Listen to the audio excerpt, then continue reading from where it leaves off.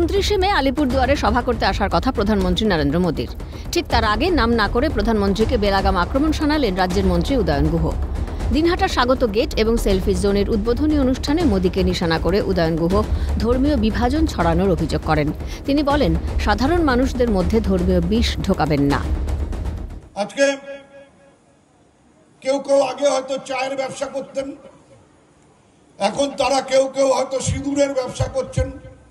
আগে গরম চা বিক্রি করতেন, এখন গরম সিঁদুর তাদের রক্তের মধ্যে দিয়ে বয়ে যাচ্ছে। সেই সিঁদুর বিক্রি করবার জন্য একেবারে উত্তরবঙ্গের আলিপুরদুয়ার পর্যন্ত ছুটে আসছেন। কিন্তু আমার বক্তব্যটা হচ্ছে যে এইভাবে মানুষের মধ্যে বিষ ঢুকিয়ে দেওয়ার চেষ্টা করবেন না। উল্লেখ্য, বৃহস্পতিবার উত্তরবঙ্গ সফরে আলিপুরদুয়ারে আসছেন প্রধানমন্ত্রী নরেন্দ্র মোদী। সেখানে দুটি সভা করার কথা রয়েছে তাঁর, একটি দলীয় সভা, অন্যটি সরকারি।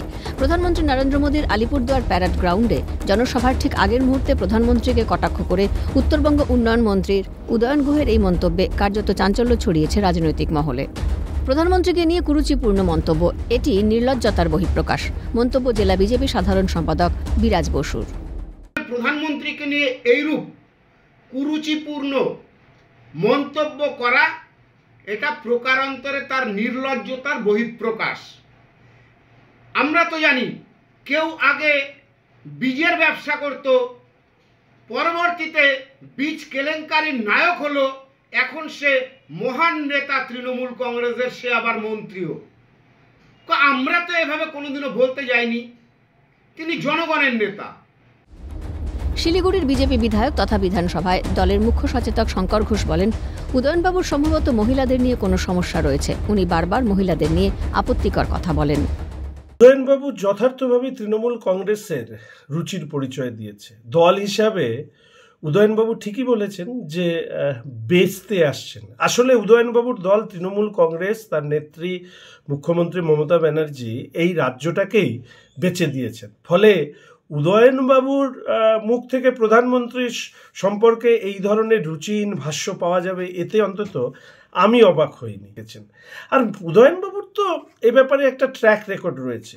মহিলাদের সম্পর্কে ওনার যে অ্যালার্জি রয়েছে সেটা আমরা প্রত্যেকেই জানি। প্রধানমন্ত্রীর সফরকে সামনে রেখে যে কটাক্ষ করেছেন তিনি, সেই সমস্ত মহিলারা যারা তাদের স্বামীকে হারিয়েছেন তাদের প্রতিও একটি অবমাননাকর, অপমানজনক উক্তি করেছেন বলে আমি অন্তত ব্যক্তিগতভাবে মনে করি। তবে তিনি সিঁদুর নিয়ে ব্যবসা করার কথা বলেননি। সাফাই রাজ্যের মন্ত্রী উদয়ন গুহর।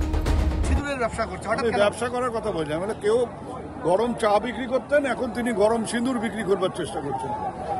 আমরা ওই ধরনের ব্যবসা করার জন্য এটা করি না। আমাদের কথা হচ্ছে সাম্প্রদায়িক সম্প্রীতিকে রক্ষা করতে হবে, মানুষকে এগিয়ে নিয়ে যেতে হবে।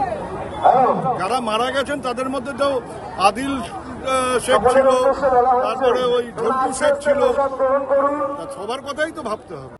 তবে দেশের স্বার্থে দল উদয়ন গুহের এই মন্তব্যকে সমর্থন করে না, বললেন কুণাল ঘোষ।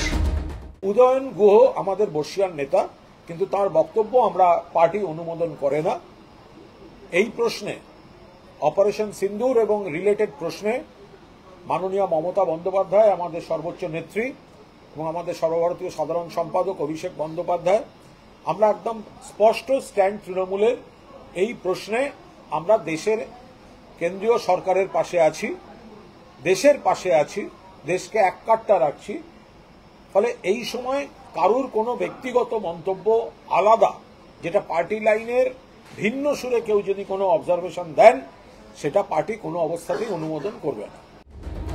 প্রধানমন্ত্রীকে নিয়ে করা মন্তব্যের তীব্র সমালোচনা এক্স হ্যান্ডেলে পোস্ট করেছেন বিজেপির রাজ্য সভাপতি সুকান্ত মজুমদার।